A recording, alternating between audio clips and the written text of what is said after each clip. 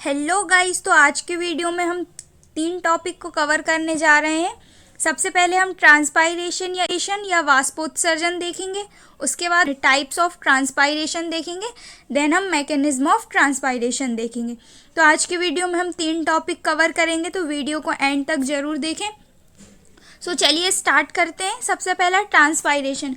जैसे कि मैंने आपको अपने पिछले वीडियो में डिफरेंट बिटवीन बताया था ट्रांसपायरेशन एंड इवोपरेशन में, तो आज हम वही ट्रांसपायरेशन जो है, मतलब वाष्पोत्सर्जन जो है, उसको हम डिटेल में समझेंगे। ठीक है।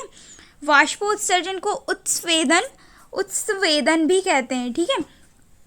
तो वाष्पोत्सर्जन क्या होता है? जो पौधे होते हैं, पौधे के एरियल पार्ट्स जो होते हैं, है ना, वायवीय भाग जो होते हैं, उनके द्वारा जो जल होता है वो वाष्प के रूप में बाहर निकल जाता है। इसी को वाष्पोत्सर्जन या ट्रांसपायरेशन कहते हैं। तो चलिए हम देखते हैं। पौधे अपनी जड़ों के द्वारा मृदा से निरंतर जल का अवशोषण करते रहते हैं। रसारोहण की क्रिया के फलस्वरूप ये जल पौधे के विभिन्न भागों तक पहुंचता है। इससे पहले मैंने आपको एशेंट ऑफ शेप या रसारोहण भी बता दिया है।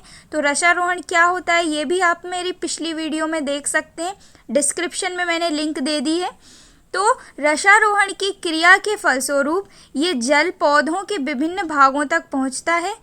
इस जल की कुछ मात्रा पौधे अपनी वृद्धि एवं विकास में लगाते हैं तथा शेष आवश्यकता से अधिक जल पौधों के वायवीय भाग या एरियल पार्ट्स के द्वारा, एरियल पार्ट्स कौन कौन से होते हैं, जैसे कि पत्ती की लीव्स हुई, बर्ड्स हुई, फ्लावर, ये सभी पौधे के एरियल पार्ट्स होते हैं। इनके द्वारा जल बाहर निकल जाता है। यह जल संपूर्ण जल का 95% भाग होता है। इस क्रिया को वाष्पोत्सर्जन या ट्रांसपायरेशन कहते हैं। ठीक है। चलिए अब मैं आपको डेफिनेशन के थ्रू बताती हूँ। पौधों के वायवीय भागों द्वारा जल की वाष्प के रूप में हानि या लॉस को वाष्पोत्सर्जन कहते हैं या ट्रांसपायरेशन कहते हैं। The loss of water in the form of vapour from the aerial parts of the plant is called transpiration. तो ट्रांसपायरेशन के कारण जल की बहुत अधिक हानि होती है। जैसा कि अभी ऊपर ही दिया है, 95% जो जल होता है वो पौधों के एरियल पार्ट्स के द्वारा बाहर निकल जाता है, यानी कि वाष्पोत्सर्जन के कारण जल की बहुत अधिक हानि होती है।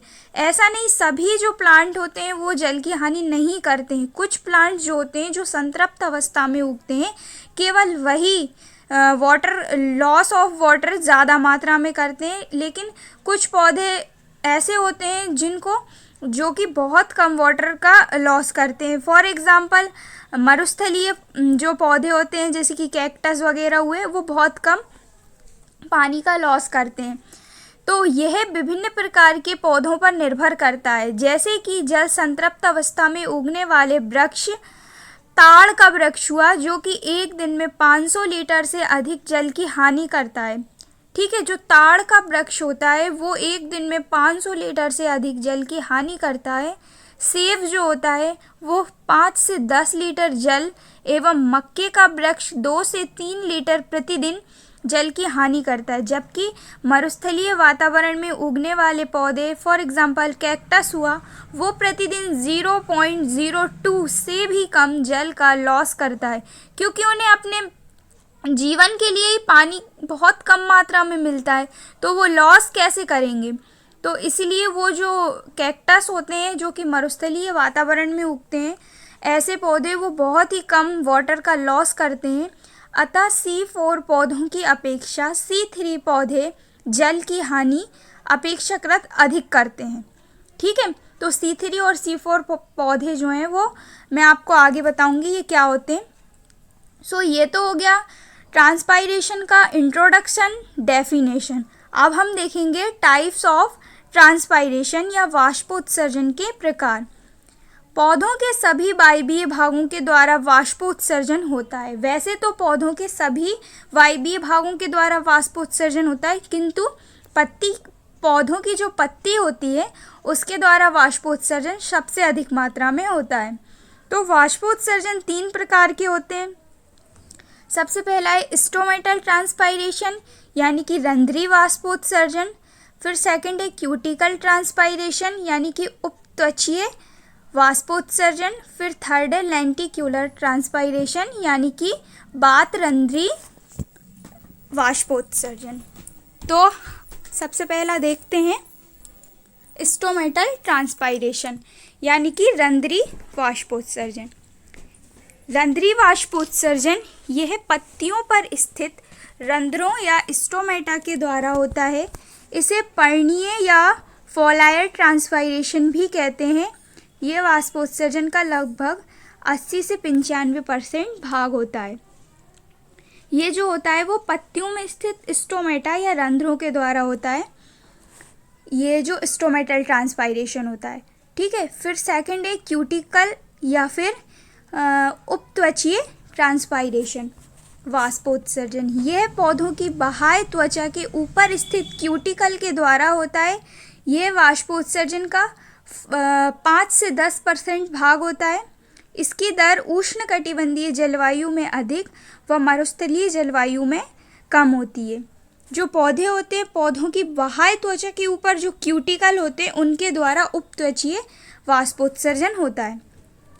फिर थर्ड है लेंटिक्यूलर वाष्पोत्सर्जन यानी कि बातरंध्री वाष्पोत्सर्जन। यह काष्ठीय तने पौधों की स्थित बातरंध्रों या लेंटिकल द्वारा होता है। यह ट्रांसपायरेशन का 0.01 या 1% या फिर नगण्य भाग होता है, ठीक है। तो ये हो गया टाइप्स ऑफ ट्रांसपायरेशन यानी कि वाष्पोत्सर्जन। वाष्पोत्सर्जन 3 प्रकार के होते हैं, स्टोमेटल, क्यूटिकल और लेंटिक्यूलर। अब हम देखेंगे मैकेनिज्म ऑफ ट्रांसपायरेशन यानी कि वाष्पोत्सर्जन की क्रियाविधि। तो जो पौधे के जो एरियल पार्ट्स होते हैं उनके द्वारा जो वाटर होता है वो कैसे वेपर के रूप में बाहर निकलता है, तो उसको हम मैकेनिज्म में देखेंगे। रूट्स हेयर्स द्वारा, रूट हेयर यानी कि मूल रोम जो होते हैं, मूल रोमों के द्वारा अवशोषित जल पौधों के तने तथा पत्तियों तक पहुंचता है। पत्तियों में स्थित मेसोफिल कोशिकाएं इस जल का अवशोषण करके आशून या टर्गिट हो जाती हैं और इस कोशिकाओं की भित्तियों द्वारा जल वाष्प के रूप में अंतराकोशिकीय अवकाशों या इंटरसेल्यूलर स्पेस तक पहुंचता है।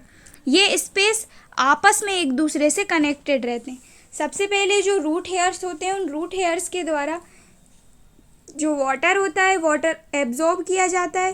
फिर पत्तियों में स्थित मेसोफिल कोशिकाओं के द्वारा ये वाटर एब्जॉर्ब करके पत्तियां टर्गेट हो जाती है। फिर क्या होता है, इन कोशिकाओं की जो भित्ति होती है वो जल वाष्प के रूप में इंटरसेल्यूलर स्पेस तक पहुंचता है, जो जल होता है वो। इसके बाद इंटरसेल्यूलर स्पेस जो होते हैं वो एक दूसरे से आपस में कनेक्टेड रहते हैं। इस प्रकार जल वाष्प के रूप में सभी इंटरसेल्यूलर स्पेस तक पहुंच जाता है। फिर इंटरसेल्यूलर स्पेस हाइपोस्टोमेटल चैम्बर से मिले रहते हैं। इन्हीं के ठीक नीचे स्टोमेटा पाए जाते हैं। स्टोमेटा कहाँ पाए जाते हैं? हाइपोस्टोमेटल चैम्बर के ठीक नीचे स्टोमेटा पाए जाते हैं। और ये जो इंटरसेल्यूलर स्पेस होते हैं, ये इंटरसेल्यूलर स्पेस एक दूसरे से आपस में कनेक्टेड रहते हैं।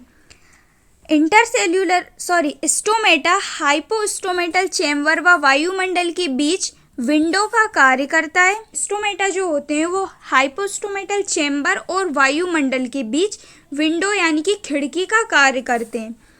जब वायुमंडल का दाब हाइपोस्टोमेटल चैम्बर HSC से निहित वाष्प से कम होता है, तब ये जल वाष्प स्टोमेटा द्वारा वाष्पोत्सर्जन क्रिया के समय बाहर निकल जाता है। यही मेन पॉइंट है गाइस, कि जब वायुमंडल का जो दाब होता है वो हाइपोस्टोमेटल चैम्बर से में निहित वाष्प से कम होता है, तब जल जो होता है वो स्टोमेटा के द्वारा वाष्पोत्सर्जन क्रिया के समय बाहर निकल जाता है। स्टोमेटल ट्रांसपायरेशन स्टोमेटा के खुले रहने तक ही होता है। फिर है रंध्री वाष्पोत्सर्जन या स्टोमेटा ट्रांसपायरेशन की क्रियाविधि के जैसे ही सेम बातरंध्री या लेंटिक्यूलर ट्रांसपायरेशन की मैकेनिज्म होती है।